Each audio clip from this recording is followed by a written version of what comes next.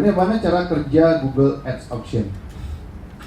Nah, Google Ads Auction ini instan, cepat, almost real time. Ya, begitu kita ketikkan keyword, dia sudah mulai ngebid. Misalnya jualan kursi makan. Yang jualan kursi makan nggak cuma informal. Ya, bisa jadi toko furnitur di Fatmawati misalnya.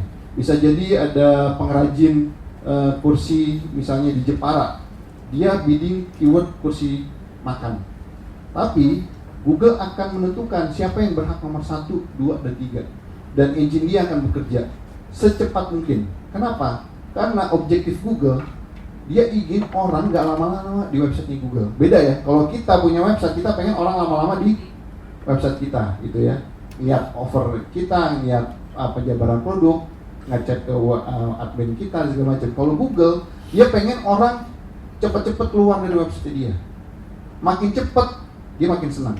Jadi Google hasil pencarian makin real time, makin almost real time, dan itu di bidding juga almost real time. Jadi kalau teman-teman perhatikan, nanti saya tunjukin, kita baru ketikkan misalnya kursi makan, kalau internet koneksi tepat gitu ya, di hasil pencarian di belakang itu udah muncul iklannya. Kalau internet kita udah cepat. Nah, ini almost real time. Prosesnya itu seperti kita, kalau teman-teman tahu ngelelang satu lukisan gitu ya, siapa bidding dari nomor 500, siapa yang bidding 100.000 naik ke 150, 150 naik ke 200, 200 siapa macam kayak gitu. Nah, ini bayangin teman-teman, ada puluhan, ratusan, mungkin juta orang, ribuan orang yang mau bidding keyword yang sama, dan tidak semuanya tayang. Kenapa? Di atas slotnya cuma 4, di bawah 4, cuma punya kesempatan 8.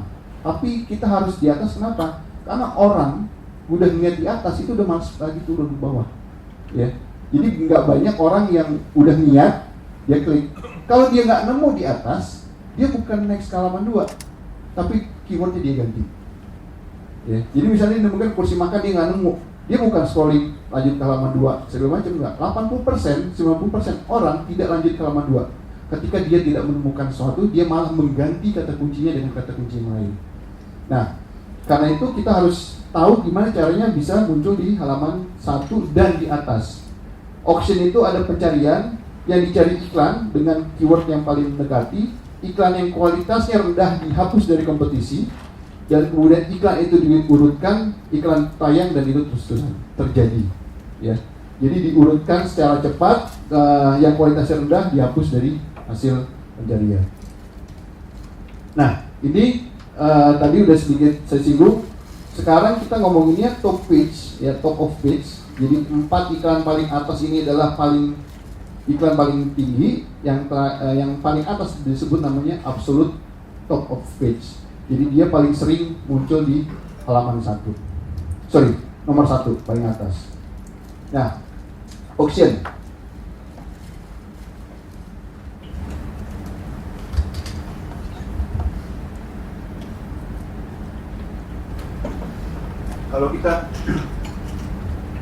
Kalau kita bandingin tadi auction melelang suatu barang, pasti yang menang adalah yang sanggup bayar paling mahal, ya kan? Sanggup bayar paling mahal. Tapi tidak di Google, ya. Google bukan itu faktornya, ya. Kalau auction, saya bidding aja paling tinggi supaya posisi nomor 1, enggak. Salah, karena Google punya aturan, punya formula di mana tidak selalu yang nomor 1 itu dia yang nomor 1. Tidak selalu yang biddingnya paling tinggi, paling mahal itu di nomor 1. Bidding itu apa sih? Kemampuan kita mau ngebid. Artinya kalau saya ada yang ngeklik, saya bayar misalnya 1.000 perak. Ada yang ngeklik, saya berani bayar 1.500, itu bidding, ya. Kalau ada yang ngeklik, saya bayar 3.000 per klik, itu bidding. Belum tentu yang biddingnya paling mahal, belum tentu yang biddingnya paling tinggi, belum tentu biddingnya paling besar dia nomor 1 di hasil pencarian di iklan. Nah, ada formulanya. Formulanya apa? Yang pertama tentu mempengaruhi tetap bidding, tapi dia bukan satu-satunya faktor. Ada 5 faktor lain kenapa iklan kita muncul. Tapi saya nanti kita fokus di code whispernya aja ya, sama di extension format. Ada 1 bidding, tentu bidding itu paling tinggi juga harus, Tapi tidak harus selalu paling tinggi untuk nomor satu. Bidding itu tidak harus selalu paling mahal, tapi kita bisa nomor satu meskipun bidding kita tidak paling mahal. Nanti saya tunjukin. Kedua, quality score. Quality score ini terkait dengan iklan dan landing page yang relevan dan berguna. Apa sih quality score? Quality score itu kesesuaian antara kata kunci, ya, kata kunci yang diketikkan dengan iklan kita dan landing page-nya. Ya. Jadi kalau saya mau ngiklanin kursi makan, maka keywordnya adalah kursi makan, iklannya harus mengandung kursi makan, dan begitu diklik masuk ke landing page harus ada kursi makannya. Itu relevan. Jadi makin relevan, makin satu tema, tentu makin bagus di sisi Google. Kenapa? Google niatnya iklannya bagus, usernya happy, sama-sama untung gitu ya. Bisa nggak sih kita ngiklan di keyword-keyword misalnya yang nggak relevan? Bisa saja, tapi tentu ada konsekuensinya. Kenapa? Kualitas score rendah. Kalau kualitasnya sekarang rendah, bisa tunjukin kualitas score rendah berarti belum tentu iklan kita tayang. Ya. Yang ketiga ada namanya ad rank threshold. Apa sih namanya ad rank threshold? Minimum iklan kita bisa muncul di Google. Ya, jadi kadang ada juga pertanyaan, misalnya, kok iklan saya nggak muncul ya misalnya? Kenapa iklan kita nggak muncul? Ada banyak faktor, banyak sekali faktor kenapa nggak muncul. Tapi salah satunya adalah bisa jadi iklan kita kualitasnya jelek. Di mana dilihat dia kualitas jelek? Google niat yang ngeklik banyak apa enggak? Iya kan? Ngeklik banyak apa enggak? Atau iklannya relevan apa enggak? Karena Google juga akan lihat kata kuncinya ada nggak di dalam landing page. Nah itu yang dilihat kesesuaiannya. Kalau dia tidak melihat kesesuaian itu, bisa jadi dia tidak muncul iklan kita. Ini ada ranking threshold. Keempat adalah tingkat kompetensi dari auction elang. Misalnya kenapa auction elang ini? Misalnya quality score-nya sama-sama misalnya. Saya punya quality score iklan saya 10, Om Lanang punya quality score iklannya 10 juga, sama-sama 10. Agar menang tentu harus ada bidding. Ini kemudian tingkat kompetisi. Kemudian ada konteks pencarian. Konteks pencarian itu artinya apa? Google ini makin lama makin canggih ya. Makin canggih kalau misalnya pertama kali orang taruhlah misalnya lagi searching resep bakso misalnya gitu ya, resep bikin mie bakso. Terus kemudian ada juga advertiser yang iklanin misalnya warung bakso, dia punya warung restoran bakso di sinilah di Sabang gitu. Apakah iklan dia muncul? Belum tentu, meskipun sama-sama mengandung bakso. Kenapa? Karena Google tahu si user atau saya itu sebenarnya sedang mencari resep bakso. Tapi karena meskipun si restoran itu ada kata baksonya, belum tentu dia muncul. Ini namanya konteks pencarian. Jadi Google juga akan lihat si user itu memang lagi apa sih bakso, memang lagi cari resep, ya udah dia akan keluarin yang berbau dengan resep, atau suggestion-nya akan keluar berbau resep. Belum tentu yang restoran jualan bakso iklannya akan muncul, belum tentu. Kenapa? Karena konteksnya udah beda. Bakso sama-sama bakso, tapi bisa jadi dia resep, bisa jadi dia restoran. Ini konteks pencarian. Yang keenam adalah impact dari ad extension dan ad format. Jadi di dalam Google Search itu ada namanya,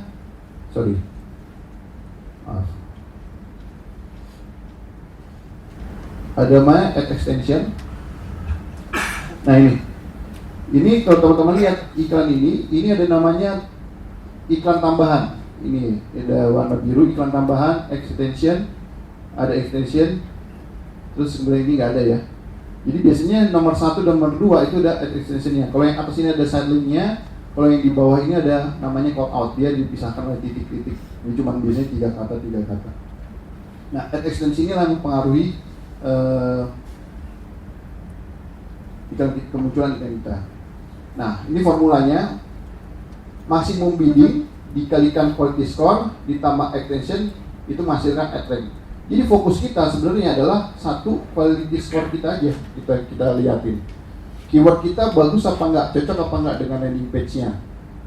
Itu yang kita improve. Kalau lihat dari formula ini, maka kita bisa nomor 1. Seperti ini contohnya. Ini quality score. Quality score itu dilihat adalah click through rate. Click through rate itu rasio berapa jumlah orang ngeklik dibandingkan iklan kita tayang. Makin bagus CTR kita, maka quality score kita makin bagus. CTR kita makin tinggi, quality score kita makin tinggi.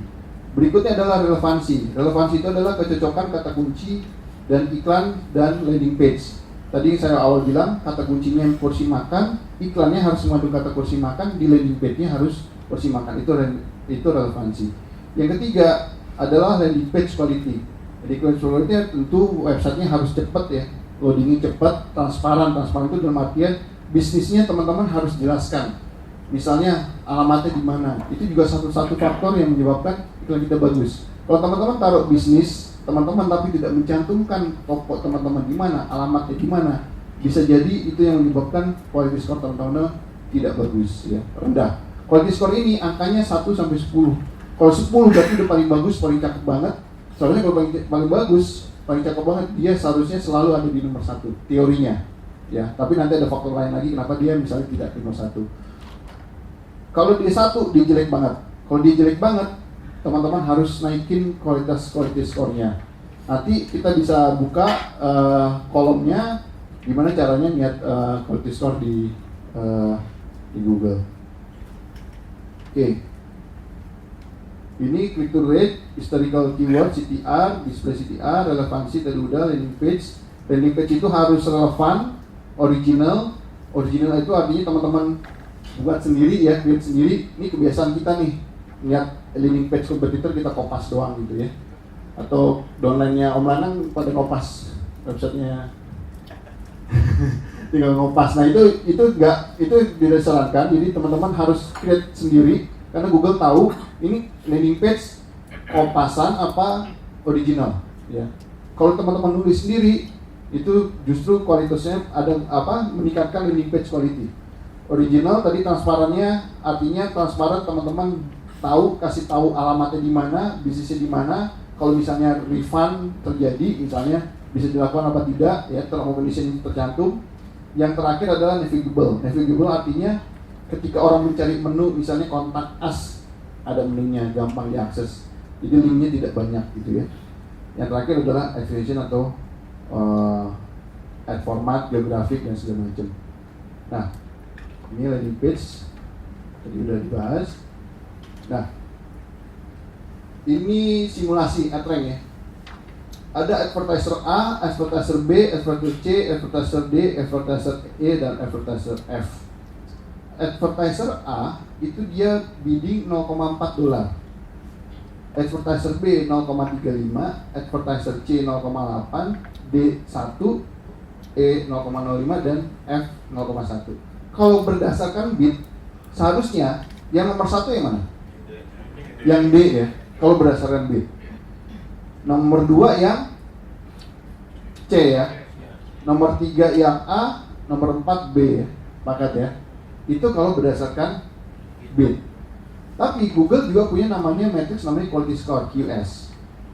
Dari quality score kalau dilihat yang A itu dapat 6, yang B itu 5, C 2, D 1, E 5 dan F 2. Nah, untuk menentukan posisi sama Google ini dikaliin. Ya tadi formulanya sebelumnya udah kita ini. Formula ranking ya.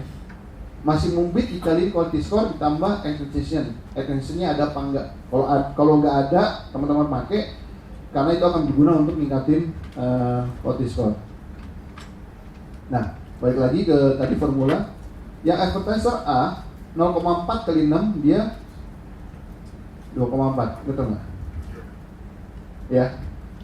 Yang advertiser B 0,35 kali 5 itu 1,75, yang C 0,8 kali 2 itu 1,6 dan seterusnya. Jadi kalau dari sini kelihatan paling tinggi adalah advertiser A 2,4, maka dia berhak ada di posisi 1. Advertiser B 1,7 berada di posisi 2. Teman-teman lihat, bidding itu tidak mempengaruhi faktor posisi ya. Belum tentu biddingnya tinggi, posisinya nomor 1 belum tentu. Lihat quality score-nya. Ya, kelihatan di sini advertiser A meskipun dia biddingnya 0,4 atau cuman 40% ya dari yang nomor D, tapi dia bisa nomor 1. Kenapa? Quality score-nya dia paling tinggi daripada kompetitor. Apa yang terjadi kalau semua quality score-nya sama? Siapa yang nomor 1? Bidnya paling tinggi. Ya. Jadi kalau semuanya quality score-nya sama, yang nomor 1 adalah bidnya paling tinggi. Tapi belum tentu nomor 1 bitnya belum tentu nomor 1 bitnya paling tinggi ya. Dan sekali lagi juga saya menemukan kalau di kasus saya tidak perlu kita di nomor 1, cukup di nomor 2 gitu ya, atau nomor 3 itu menghasilkan cost per leads misalnya, atau cost per acquisition, atau cost per chat WA gitu ya, apapun itu istilahnya, atau teman-teman saya pakai CPA dia, cost per action, itu bisa jadi nomor 2, nomor 3 itu lebih murah CPA dibandingin saya harus di nomor 1. Nah karena lebih murah ya tentu lebih menguntungkan buat kita ya. Oke, gimana sih? Ini tadi kan berani-beranian bid ya kira-kira gitu ya. Si A beraninya bayar 0,4. Google kalau ada yang klik, saya berani bayar 0,4.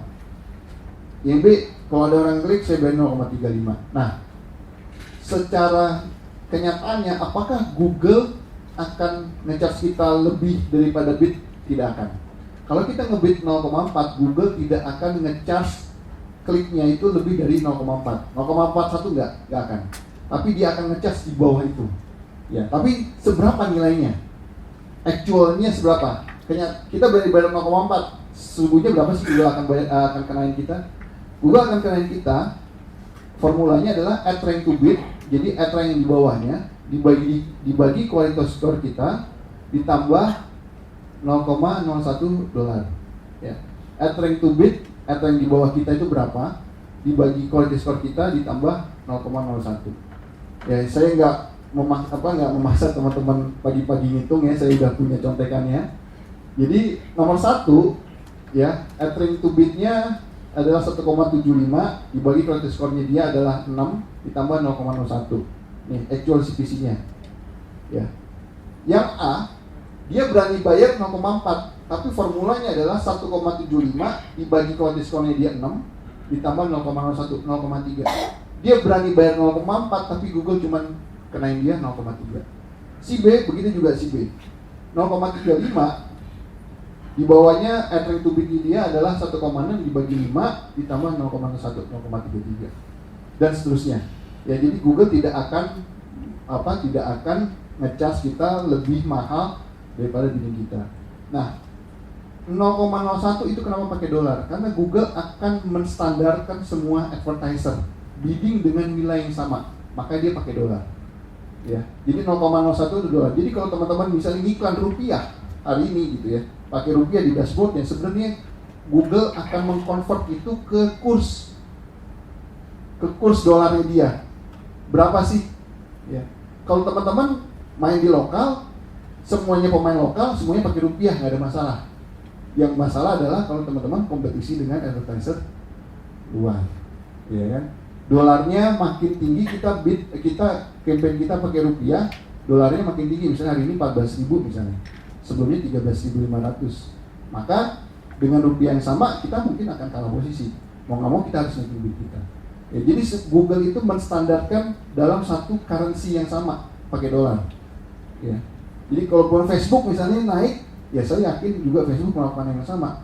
Dulu 12.000, sekarang 16.000. Kenapa? Karena dolarnya juga naik. Ya, kenapa? Semua advertiser kan bisa compete dengan target audiens yang sama. Orang Amerika bisa beriklan di Indonesia misalnya, orang Singapura bisa beriklan di Indonesia, orang Indonesia pakai rupiah ya beriklan dengan untuk target Indonesia bisa juga kan. Dan dia harus satu currency karena bidnya harus sama. Nggak mungkin dong semuanya ada yang pakai rupiah, pakai dolar kan nggak mungkin. Ada single currency dan itu di convert. Nah ini formulanya ditambahin $0,01 ini untuk Google. Kalau untuk Facebook saya nggak tahu, tapi kira-kira Google itu pasti formulanya seperti itu. Oke, sebelumnya ada yang mau ditanyakan nggak? Sampai ini, sebelum saya lanjut. Ya, Mbak Yani. Aktual CPC 1,75 dari mana? Oh sorry, ini add rank, bukan aktual CPC. Yang mana sih? Iya, hitungan 1,75-nya dari mana? Oh, oke. Add rank, balikin ya. Kita balikin. Yes, ini Mbak. 1,75. Quality score-nya dia 5. Berarti kan iklan dia ini kurang bagus lah. Kenapa? Quality score 1-10 kan gitu. Dia berani bidnya 0,35. 0,35 kali 5 1,75. Itu yang menentukan posisinya. Kualitas score kita 6, CPC bit-nya 0,4, 2,4 ad rank-nya. Jadi ini angka ad rank bukan angka dolar.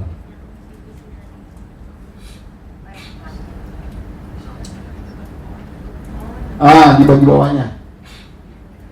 Ad rank to bit, ad rank di bawahnya dibagikan quality score kita. Jadi kalau misalnya saya nomor 1, ad rank di bawah kita, saya itu nomor berapa? Ya, advertiser A itu ad rank di bawahnya dia itu 1,75 kan. Ad rank dari si advertiser B itu di bawahnya dia 1,75 dibagi quality score-nya dia. 1,75 dibagi quality score dia.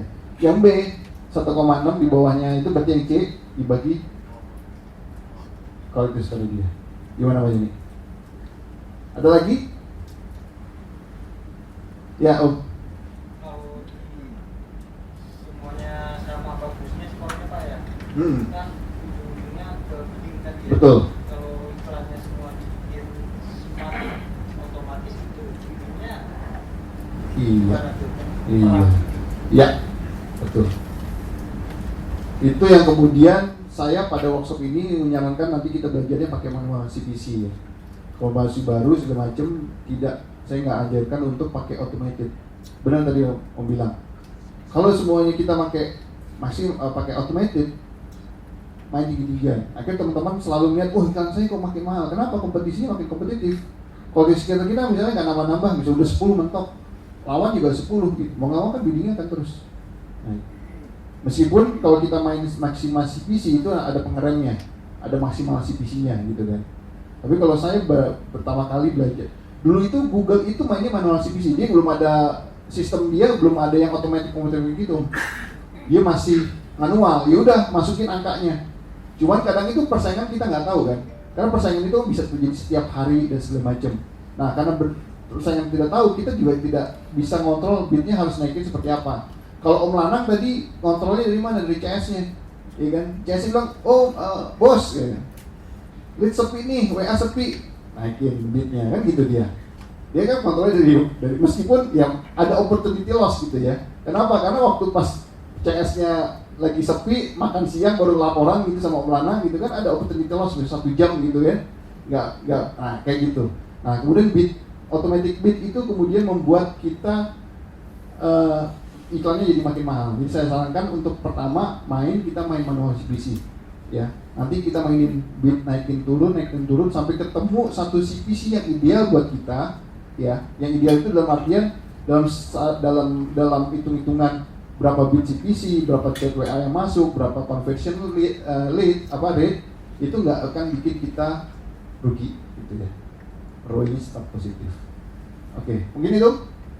Ada lagi?